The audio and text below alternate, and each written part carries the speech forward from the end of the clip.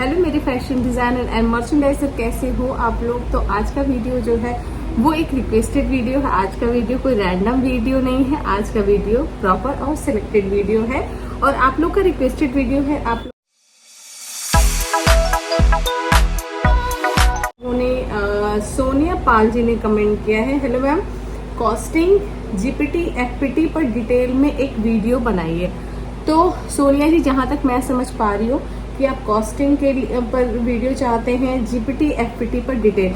तो आज मैं जीपीटी और एफपीटी के लिए डिटेल में वीडियो बताऊंगी क्या होता है जीपीटी और एफपीटी, और साथ में कॉस्टिंग के बारे में ऑलरेडी मेरे चैनल पे वीडियो है, तो आप जाओ। मैं यहाँ पे लिंक भी डिस्क्रिप्शन में डाल दूंगी कॉस्टिंग का। तो मेरे चैनल पे ऑलरेडी कॉस्टिंग का वीडियो है, लेकिन अगर वो आपको कॉस्टिंग का वीडियो प्रॉपर सही नहीं लगे, अगर आपको लगे कि नहीं मुझे और ज्यादा डिटेल में चाहिए, तो प्लीज कमेंट करिएगा, तो वो भी मैं बना दूंगी, फिर कोई नया फ्रेश वीडियो बनाऊंगी। तो आज हम बात करते हैं जीपीटी क्या होता है और एफपीटी क्या होता है, इसके बारे में आज आपको हम समझा दें। चलिए वीडियो को स्टार्ट करते हैं। सबसे पहले फ्रेंड्स ये समझो कि जीपीटी क्या होता है, गारमेंट टेस्टिंग, और एफपीटी क्या होता है, फैब्रिक की टेस्टिंग।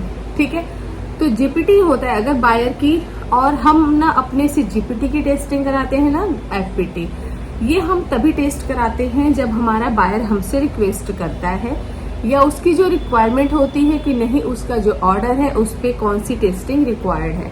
तो उसका जो बायर का जो मैनुअल होता है, हम लोग मैनुअल को पढ़ते हैं। जब आपका जैसे ही आपके पास कोई ऑर्डर आता है, आप ऑर्डर पे जाइए, ऑर्डर पे जो भी आपका ऑर्डर आता है, तो आप बायर, जो आपका पर्टिकुलर बायर है, उस हर एक बायर का अपना एक मैनुअल होता है, उनके ब्रांड का एक मैनुअल होता है। तो आप जो भी ब्रांड आपके पास, जिस ब्रांड का आप काम कर रहे हैं, उनका हर एक ब्रांड का सेपरेट मैनुअल होता है। तो आप मैनुअल को जरूर एक बार रीड करें। मैनुअल को रीड करने का मतलब क्या होता है मैं आपको बताऊं, पूरा डिटेल में मैनुअल के ऊपर अभी वीडियो नहीं बनाऊंगी, मैं किसी और वीडियो में बताऊंगी।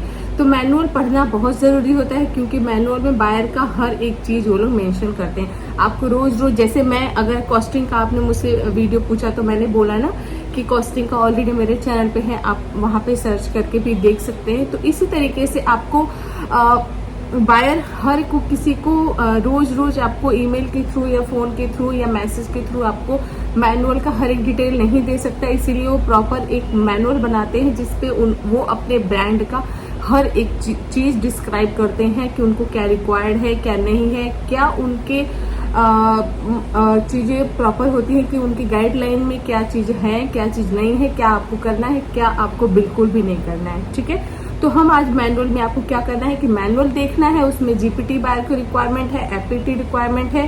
अगर ये रिक्वायरमेंट है टेस्टिंग की, तो इसमें क्या क्या रिक्वायरमेंट है, कौन से फैब्रिक में बायर कौन सा टेस्टिंग प्रीफर करता है।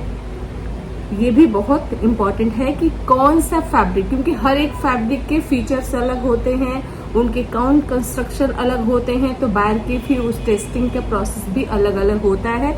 तो बायर उसी हिसाब से बताता है कौन सा टेस्टिंग बायर को चाहिए, एफपीटी चाहिए, जीपीटी चाहिए, कि दोनों चाहिए। ठीक है, तो वो आपको कैसे पता चलेगा, मैनुअल से।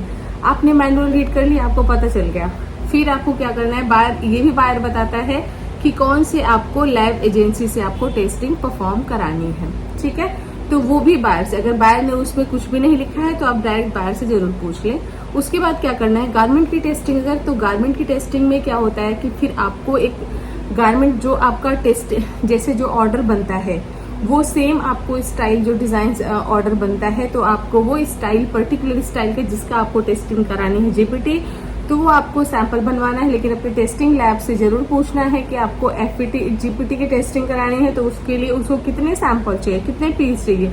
तो टेस्टिंग वाले पूछते हैं आपसे कौन कौन सी टेस्टिंग आप कराओगे अपने जीपीटी में। तो आप बताओगे सीम स्लीपेज की करानी है, आपको अपीयरेंस आफ्टर वॉशिंग करनी है, या फाइबर कंटेंट ही करानी है, आपको जो भी रिक्वायरमेंट है, आपको कलर फास्टनेस से करानी है, जो भी करानी है। ज्यादातर क्या होता है जीपीटी में, बायर सीम स्लीपेज की टेस्टिंग तो लेता ही लेता है। ठीक है, तो बायर के मैनुअल से आपको पता चलेगा, और चाहे तो आप बायर से, जिससे आपका ऑर्डर डिस्कस हो रहा है, उनका पर्टिकुलर जो मर्चेंडाइजर होता है, जो क्यूसी होते हैं बायर के, उनसे पूछ सकते हैं कि आपका ये जीपीटी की टेस्टिंग आपको चाहिए, तो इस पर्टिकुलर स्टाइल के लिए जीपीटी में कौन कौन सी टेस्टिंग आपको रिक्वायर्ड है। ठीक है, अगर आप कंफ्यूज हैं तो पूछ सकते हैं, उसमें ऐसा कोई डाउट नहीं है कि आप नहीं पूछ सकते।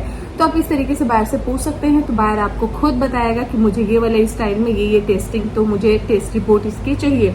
तो आपको वो टेस्टिंग, आपको अपने टेस्टिंग लैब से बात करनी है कि ये वाली टेस्टिंग मुझे चाहिए, इसके लिए आपको कितना सैंपल, कितने पीस मुझे बना के आपको देना है। तो वो बताएंगे कि 2 पीस, 3 पीस, 4 पीस, जैसे भी वो मांगते हैं, वो आपको क्या करना है, बिल्कुल जो आपका ऑर्डर का जो एक्चुअल है, एक्चुअल जो प्रिंट है, एक्चुअल क्वालिटी है, एक्चुअल फैब्रिक है, उसमें आपको वो सैंपल बनवाना है।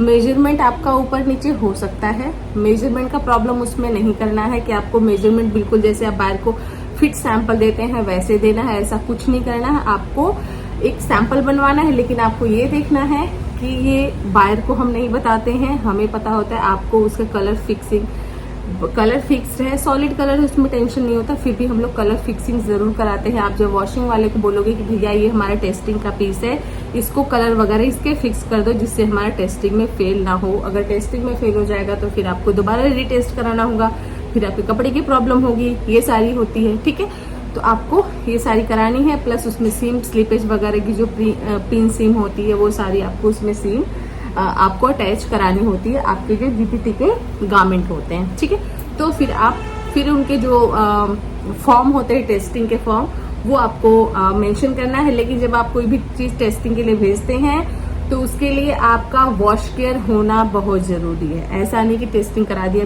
बिना वॉश केयर बने, बिना वॉश केयर वॉशिंग इंस्ट्रक्शन के टेस्टिंग एजेंसी में आपको कोई भी पीस टेस्टिंग के लिए नहीं भेजना है।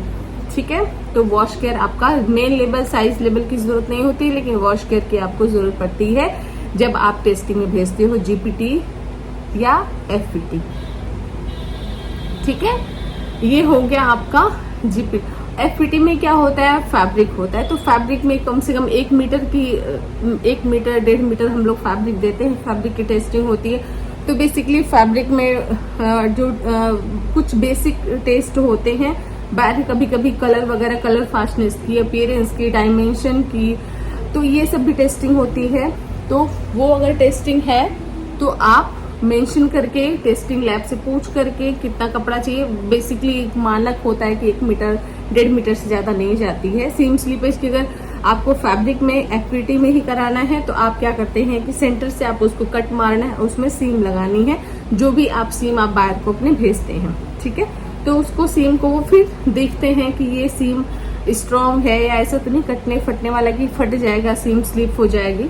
तो इस तरीके से आपकी सीम स्लिपेज की टेस्टिंग होती है। तो गारमेंट की मतलब जीपीटी और फैब्रिक की एफपीटी की टेस्टिंग करानी है तो इस तरीके से आपको करानी होती है। आई होप आपको आज का ये वीडियो है बहुत क्लियर हो गया होगा। अगला वीडियो आप लोग किस टॉपिक पे चाहते हैं कमेंट जरूर करें, और जो मेरा नेक्स्ट वीडियो जिस टॉपिक पे होगा वो भी रिक्वेस्टेड वीडियो ही मैं लेके आऊंगी।